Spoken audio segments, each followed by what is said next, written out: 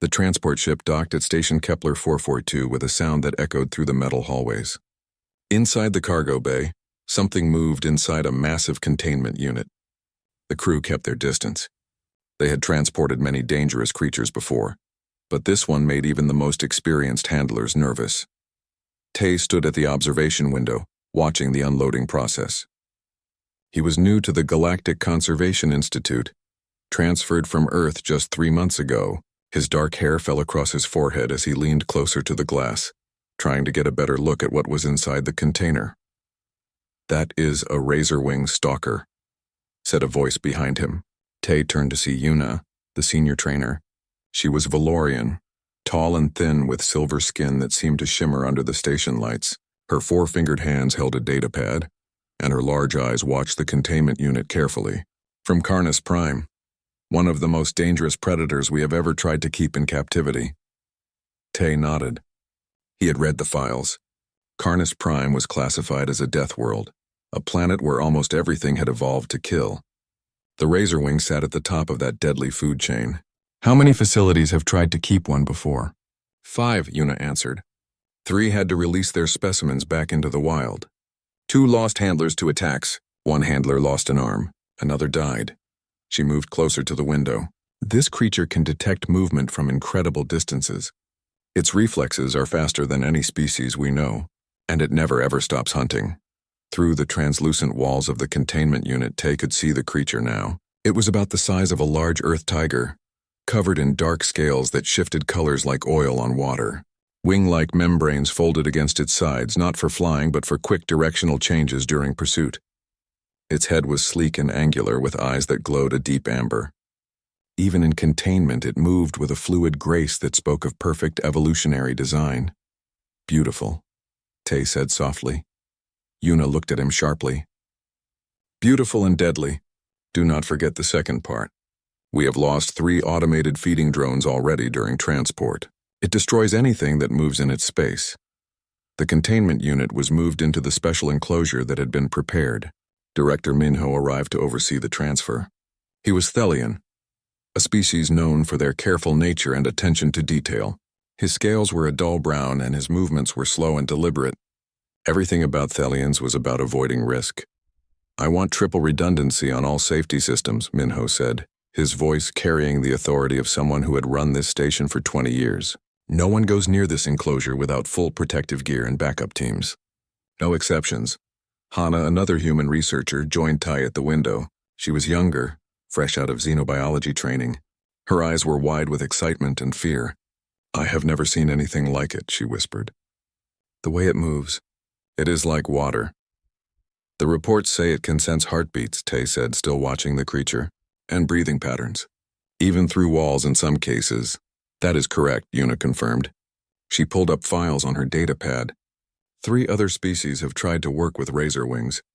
Valorians, Kresh, and Dendari. All failed. The Kresh lost 2 handlers before they gave up. The Dendari managed 4 months before a handler was nearly killed. "What happened?" Hana asked. "The handler moved.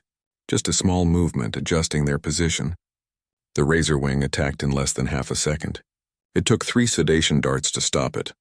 Yuna looked at both humans seriously. "This is not a creature you can make mistakes around. One wrong move and you will not get a second chance."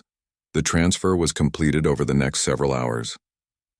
The Razorwing was moved into its new enclosure, a large space designed to mimic the environment of Carnus Prime.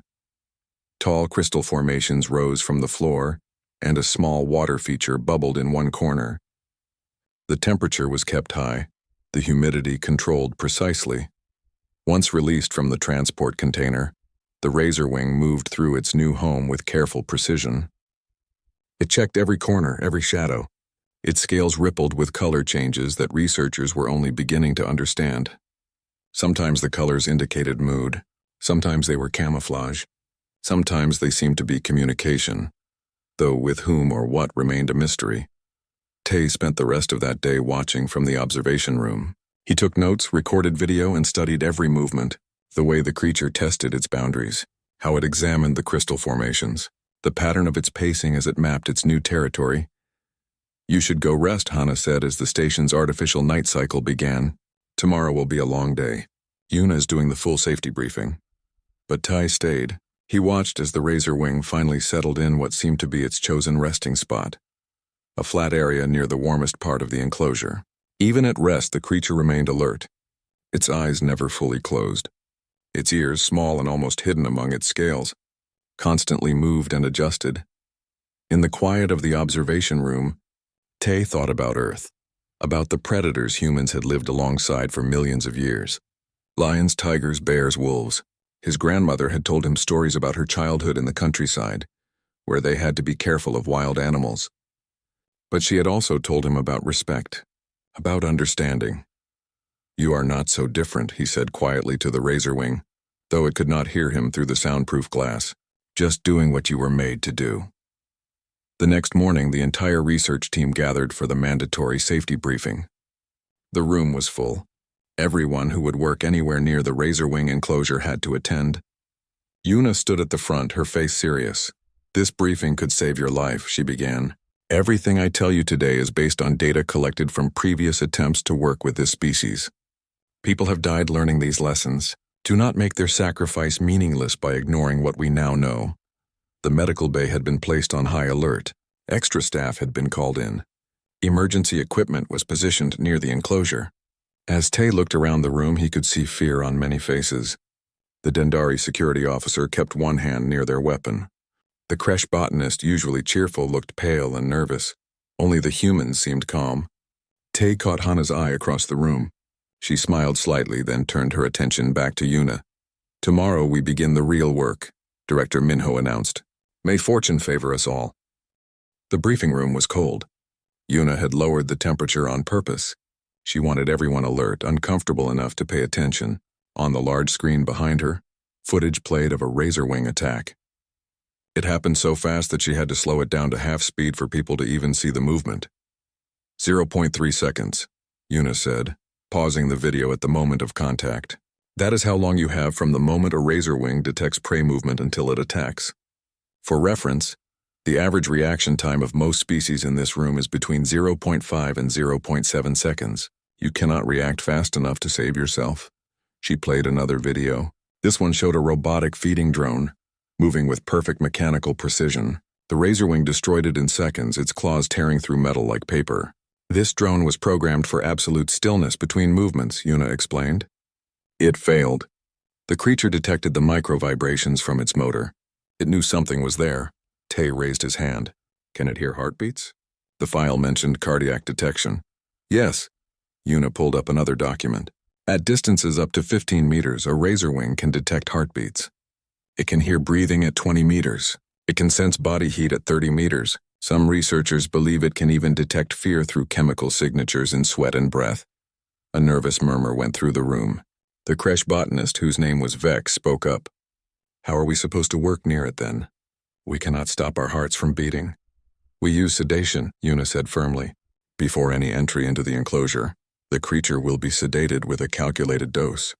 We have 3 backup systems for this: remote injection darts, gas dispersal through the ventilation system, and emergency tranquilizer systems built into the enclosure walls." She pulled up a diagram of the enclosure. Red lines showed the safe zones where staff could work while the creature was sedated. Yellow zones required extra caution. Orange zones were never to be entered. Even sedated, we maintain distance protocols. A razor wing can wake faster than expected. Their metabolism is extremely efficient at processing sedatives. "Has anyone ever successfully worked with one while it was awake?" Hana asked. "No," Yuna said flatly. "Every attempt has ended in attack or near-death experience.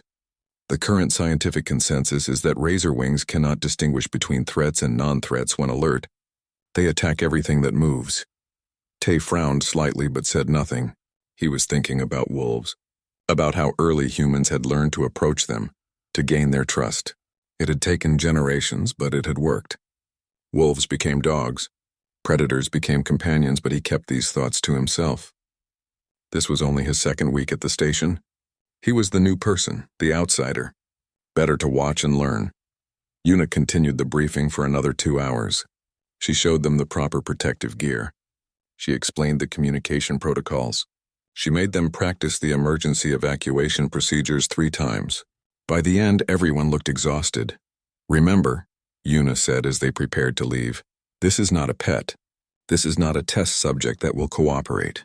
This is a perfect killing machine from a world where being weak means being dead. Treat it with the respect it deserves, which means treating it as extremely dangerous at all times. Director Minho stood up. His movements were slow and measured, as always. I want to emphasize what Yuna has said. One mistake could result in death. I will not hesitate to terminate this project if I believe safety protocols are not being followed. Your lives are more valuable than any research data. As people filed out of the room, Tay noticed how many of them avoided even looking at the enclosure monitors. The fear was real. It was in their body language, their quick movements, their nervous glances. He understood the fear. But he also felt something else. Curiosity. Interest. A strange sense of recognition when he watched the Razorwing move. It reminded him of the big cats he had studied on Earth, the ones in conservation programs. They were dangerous, yes, but they were also understandable. You are very quiet, Hana said as they walked back to their lab. What do you think of all this? I think we might be approaching this wrong, Tay said carefully. Wrong how? The fear. Everyone is so afraid that they cannot see clearly. They see a killing machine. I see a predator. There is a difference. Hana looked at him. What is the difference? A killing machine destroys everything. A predator hunts prey. If you are not prey, you are not a target. Tay paused. At least that is how it works on Earth. This is not Earth, Hana reminded him gently. The rules might be different here. Maybe, or maybe predators are predators everywhere. Evolution does not waste energy. If something hunts, it needs to know what is worth hunting and what is not. That night, Tay returned to the observation room. The Razorwing was awake, moving through its territory with that same liquid grace. He watched it for hours, taking notes. The pattern of its movements, the way it tested the air with quick tongue flicks, how it responded to different sounds played through the enclosure's environmental system. At one point, Seojun, one of the human security officers, stopped by. He was older than Tay, with gray in his hair and scars on his hands from years of service. You are really interested in that thing, huh? It is fascinating, Tay said. Look at how it moves. Every motion has purpose. Nothing wasted, Seojun laughed. My grandmother had a python when I was growing up. Big thing, almost 3 meters long. Everyone was afraid of it, but she understood it. Fed it properly, gave it space when it needed space. It never bit anyone in 15 years. Exactly, Tay said, excited to find someone who understood. Predators can be managed if you understand them. You just need to know their language. Well, good luck figuring out that one's language, Seojun said, nodding at the Razorwing. Seems like it only speaks in violence. After Seojun left, Tai continued watching. He noticed something interesting. When the automated systems made their regular checks, producing small mechanical sounds, the Razorwing tensed. Its body language changed. It became ready to hunt. But when organic sounds played through the environmental system, sounds of wind and water from Carnus Prime, the creature relaxed. It responded differently to different types of stimuli. It can tell the difference, Tay thought. It knows what is alive and what is not. So why does it attack the machines? He made a note to review the attack footage again. There had to be a pattern he was missing. Some detail that would explain the creature's behavior. As the station's night cycle deepened, Tay finally headed to his quarters. But his mind kept working on the puzzle. Everyone saw a monster. He was starting to see something else. Something that could be understood. If only he could figure out how. The first scheduled feeding was supposed to be simple. The Razorwing would be sedated according to protocol, the automated system would deliver food, and the research team would observe and take notes. Everything had been planned down to the smallest detail. But when Tay arrived at the observation deck that morning, he immediately knew something was wrong. Yuna was at the control panel, her silver face darker than usual, a sign of stress in her species. Director Minho stood beside her, his scales rippling with agitation. What happened? Tay asked. System malfunction, Minho said, his voice tight. The sedation delivery failed. All 3 backup systems are offline. Engineering is working on it, but it will take at least 30 minutes to restore. Tay looked through the observation window. The Razorwing was fully awake. It was pacing near the feeding station, clearly aware that something was supposed to happen. Its amber eyes glowed in the dim light of the enclosure. Every few seconds, its tongue flicked out, tasting the air. "We should evacuate this section," Yuna said. "Standard protocol for system failures." Agreed. Minho started to give the order, but then alarms began flashing on the control panel. "What now?" Yuna checked the readings. Her hands moved quickly over the controls. The creature is showing signs of stress. Elevated body temperature, increased movement, chemical markers in the air suggest agitation. If it gets more stressed, it might injure itself trying to break containment. "Can we manually deliver food without sedation?" Tay asked. "Absolutely not," Minho said firmly. "That would require someone to approach the enclosure. With the creature fully alert, that is suicide." Tay studied the razor wing. It was not acting aggressive. Stressed, yes, but not hunting. Its body language reminded him of a tiger he had once observed at a conservation center on Earth. That tiger had been upset because its feeding schedule was disrupted. Once fed, it had calmed immediately. "I will do it," Tay said. Yuna turned to stare at him. "No, absolutely not. Look at it," Tay pointed to the creature. "It is not hunting. It is waiting. It knows feeding time should happen. We disrupted its routine. That is why it is stressed." "It will kill you the moment you move," Minho said. "I do not think so." Tay pulled up the video files he had been studying. "Look at the previous attack footage. Every time the victim was showing prey behavior. Quick movements, erratic breathing, fear chemicals. The machines that got destroyed were moving in ways that mimicked small prey animals." "That is an interesting theory," Yuna said carefully. "But we cannot test it with your life." "If the creature injures itself, this whole project fails," Tay argued. "If it associates this facility with stress and fear, we will never be able to work with it. But if I can show it that we are not a threat, that we provide food and safety, we establish a foundation for everything else." Minho looked at Yuna, she looked at Tai. The silence stretched. "If you do this," Yuna finally said, "I want full protective gear. Emergency team standing by, and you follow my instructions exactly." "No protective gear," Tay said. "It will smell wrong. Predators know when something is trying to hide. I go in normal clothes, move normally, show no fear." "That is insane," Minho said. "It is honest," Tay corrected. "The creature needs to learn that I am not prey. Prey hides. Prey shows fear. I will show neither." After 20 minutes of argument, Minho finally gave permission. The entire security team was mobilized. Medical staff stood ready. Hana arrived and tried to talk Tay out of it, but he was determined. "You really think this will work?" she asked quietly. "I hope so," Tay said. "But even if it does not, we need to know. We need data on how these creatures think." He entered the observation deck that had direct access to the enclosure. The razor wing was visible through the transparent barrier, still pacing. When Tay approached, the creature stopped. Its amber eyes locked onto him. "Stay completely still," Yuna's voice came through his earpiece. "Do not move until I say." But Tay reached up and scratched his head. It was a natural movement, casual and unhurried. He had an itch, so he scratched it. Simple as that. In the control room, every alarm went silent. Everyone held their breath. The razor wing should have attacked. According to every piece of data they had, it should have launched itself at the barrier in a fury. Instead, it tilted its head, watching. Curious, Tay maintained eye contact with the creature. Not a stare, which would be threatening.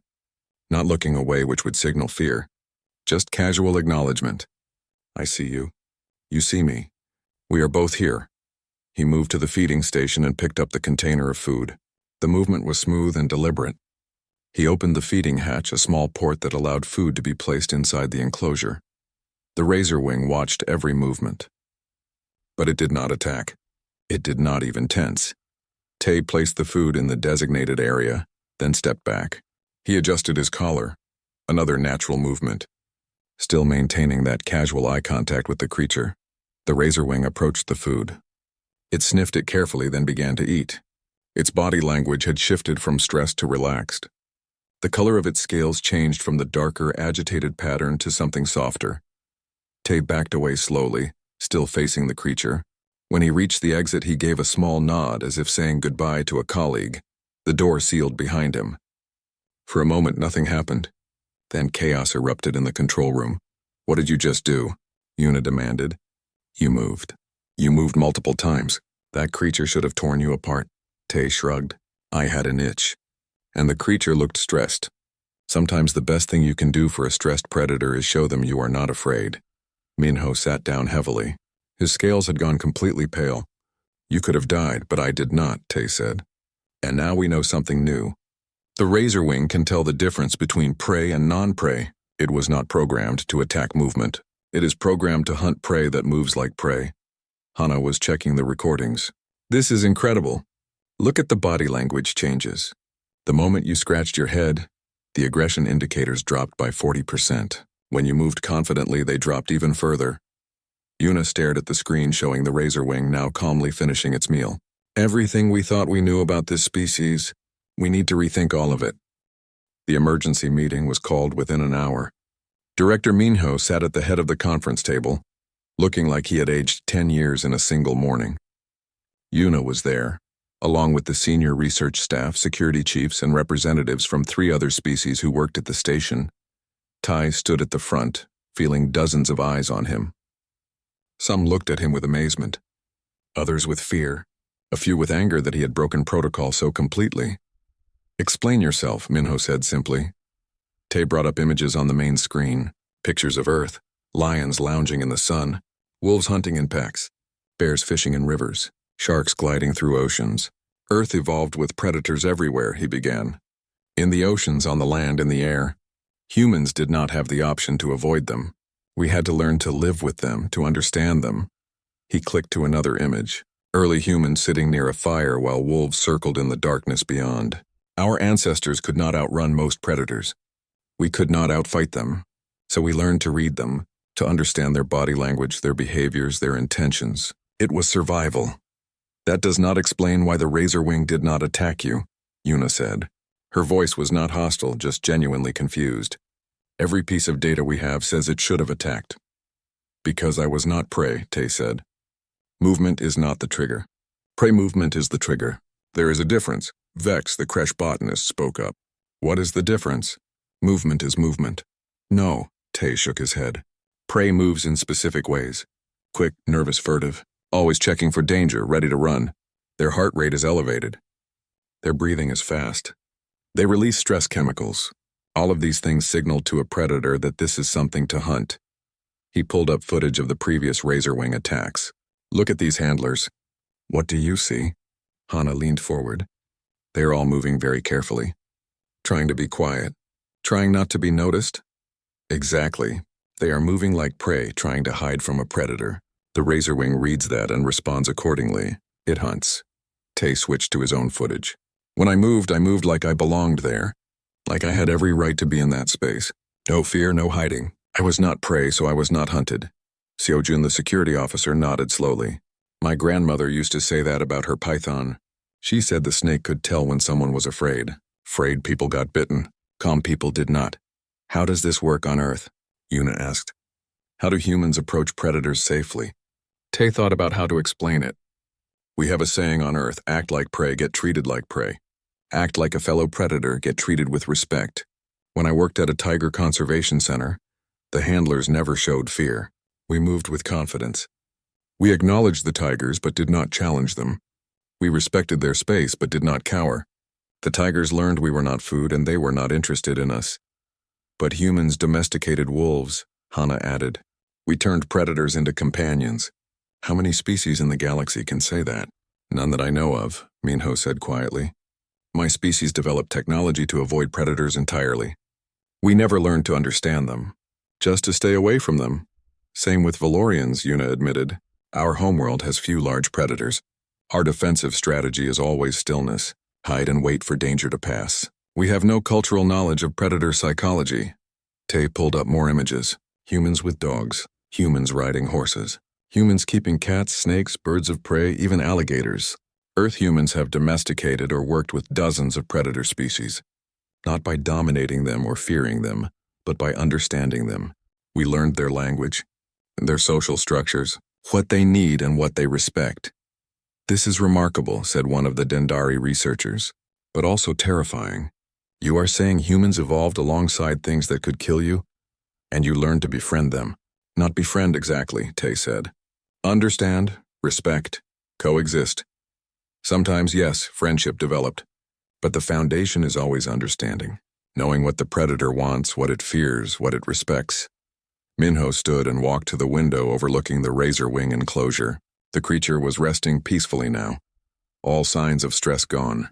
So what you are suggesting is that our entire approach has been wrong. We have been treating it like a mindless killing machine when we should have been treating it like an intelligent predator. Yes, Tay said. Predators are not mindless. They are often very intelligent. They have to be. Hunting requires planning, patience, understanding of prey behavior. A stupid predator starves. Yuna pulled up data on her pad. If what you are saying is true, we need to completely revise our protocols. Not just for the razorwing, but for every predator species we work with. I want to be clear, Minho said, turning back to the group. What Tay did was extremely dangerous and against every safety protocol we have. However, it also worked, and it has revealed a gap in our knowledge that we need to address. He looked at Tay. I am not happy that you risked your life, but I cannot deny the results. The razorwing is calmer now than it has been since arrival. For the first time, we have hope that we can actually work with this creature instead of just containing it. So what now? Hana asked. Now we learn, Yuna said. We learn everything we can about human predator psychology. We document Tai's approach. We develop new protocols based on confidence instead of fear. And we do it carefully, Minho added. No more improvisation. Everything will be planned and monitored. Tay, you will lead this effort, but you will not take any action without approval. Agreed? Tay nodded. Agreed. Over the next few days, the entire station buzzed with the news. Word spread to other facilities. The impossible had happened. A human had approached a fully alert razorwing and survived. More than survived. He had fed it, calmed it, and walked away unharmed. Requests started coming in from other conservation stations. Could they send their problem predators to Kepler 442? Could they get human consultants? The Galactic Conservation Institute suddenly saw humans in a completely new light. Yuna found Tai in the observation room one evening. He was watching the razorwing as always, taking notes. I have been thinking about what you said, she told him. About predator respect. And? I think I understand now. It is not about domination or fear. It is about recognition. The razorwing recognizes you as something that should not be hunted. Like one predator acknowledging another. Tay smiled. Exactly. On Earth, we have a word for it. We call it respect. In the enclosure, the razorwing lifted its head and looked at them through the glass. Its amber eyes were calm, watchful but not aggressive. And if Tay did not know better, he would say the creature looked content. 3 weeks after the first successful interaction, Tay stood outside the razorwing enclosure with a plan that would have seemed impossible a month ago. He was going inside, not for a quick feeding, not with sedation. He was going to spend an hour in there with the creature fully awake and alert. The entire senior staff watched from the control room. Emergency teams were positioned at every access point. Medical equipment was ready, but there was also something new in the air. Hope. Cautious, nervous hope, but hope nonetheless. Are you ready? Yuna asked through the comm. She had fought against this plan for days, but Tay had convinced her. Baby steps, he had said. First feeding, then brief visits, then longer interactions, building trust slowly. Ready, Tay confirmed. He wore simple clothes, nothing that would mark him as different or strange. He carried a data pad to take notes, moving it casually like it was the most natural thing in the world. The door opened. Tay stepped inside. The environment hit him immediately. Heat, humidity, the smell of the crystal formations and the water feature, and beneath it all, the distinctive scent of the razorwing itself, musky and sharp like hot metal and earth. The creature was at the far end of the enclosure. When the door sealed behind Tay, it turned its head. Those amber eyes locked onto him with an intensity that would have sent most species running. Tay maintained eye contact, not aggressive, not submissive, just acknowledgement. I see you. He walked to a spot about 10 meters away from the creature and sat down on one of the smooth stone platforms. He pulled out his data pad and began making notes as casual as if he were sitting in a library. The razorwing watched him. Its head tilted slightly, curious. After a few minutes, it stood and began to move closer. Not stalking, not hunting, just approaching with that liquid grace that characterized all its movements. It is coming toward you. Yuna's voice crackled in his earpiece. Heart rate? Tay checked his biomonitor. Steady. 68 beats per minute. Normal for me. In the control room, that simple fact stunned everyone. Normal heart rate. Most people would be at 120 or higher with a razor wing approaching. But Tay was calm. Genuinely calm. The creature stopped about 3 meters away. It sat down, mirroring Tay's posture in an eerie way. They regarded each other in silence. "Hello there," Tay said softly. "Just doing some work." "Do not mind me," he returned to his notes. Documenting the temperature readings, the humidity levels, the creature's body language. Normal work, nothing threatening. The razor wing's scales shifted color slightly, the aggressive dark pattern fading to something softer, almost curious. It made a sound, a low rumbling chirp that researchers had never heard before. "Did you hear that?" Hana whispered in the control room. "That vocalization is not in any of our records." Tay looked up from his pad. "That is a nice sound," he said to the creature. "Are you curious about what I am doing?" He held out the data pad, showing it to the razor wing. The creature leaned forward slightly, examining the glowing screen. Its tongue flicked out, tasting the air around the device. "Just work," Tay explained, as if the creature could understand. "Boring human stuff. Numbers and observations," he went back to his notes. The razor wing watched for another minute, then lost interest.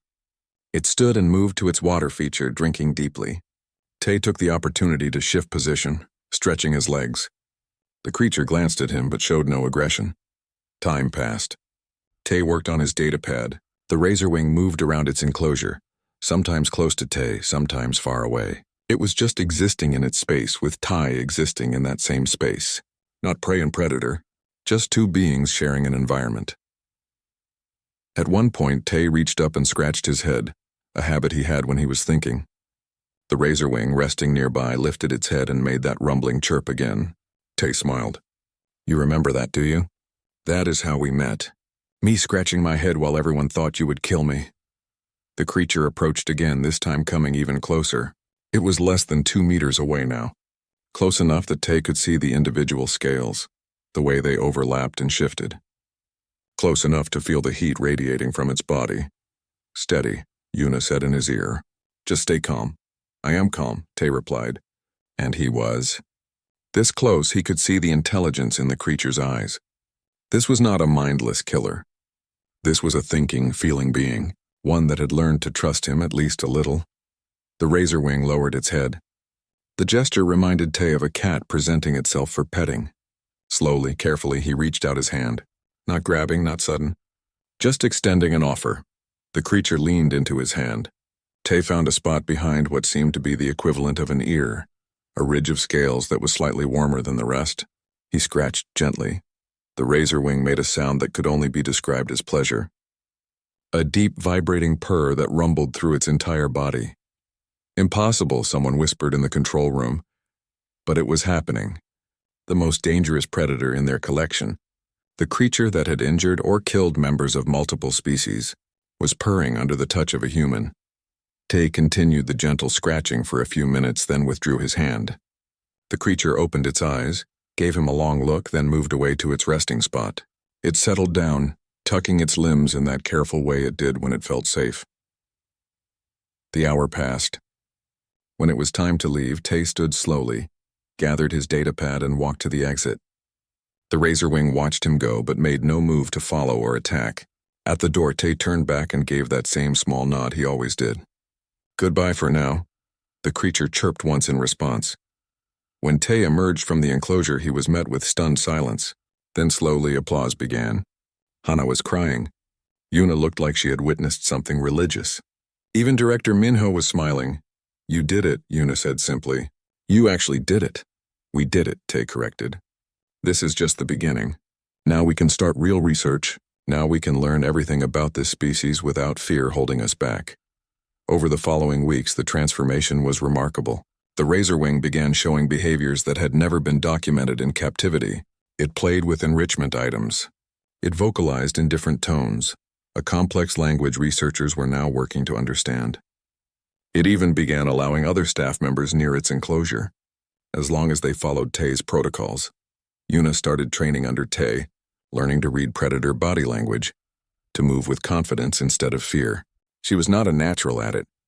Her species had no cultural framework for this kind of interaction, but she was determined to learn. "It is so different from how we were taught," she said one day as they observed the razor wing together. Everything in Valorian training says to be still, be quiet, be invisible. Your way says be confident, be present, be acknowledged. Different strategies for different circumstances, Tay said. Your way works when you cannot fight and cannot negotiate. My way works when you can communicate, when you can establish mutual respect. News spread across the galaxy. The Institute began receiving applications from other facilities. Could they send their problem predators to Kepler 442? Could they get training in human predator psychology? 3 more human xenobiologists were transferred to the station to help handle the growing workload. Tay published his first paper, titled Confidence Over Stillness, A Human Approach to Apex Predator Management. It became required reading at every major xenobiology institution in known space, and in its enclosure, the razor wing thrived. It gained weight, its scales became more vibrant, and it exhibited natural behaviors that researchers had thought impossible in captivity. It was not just surviving, it was living. All because one human had looked at the galaxy's most dangerous predator and seen not a monster, but simply another thinking being worthy of respect and understanding.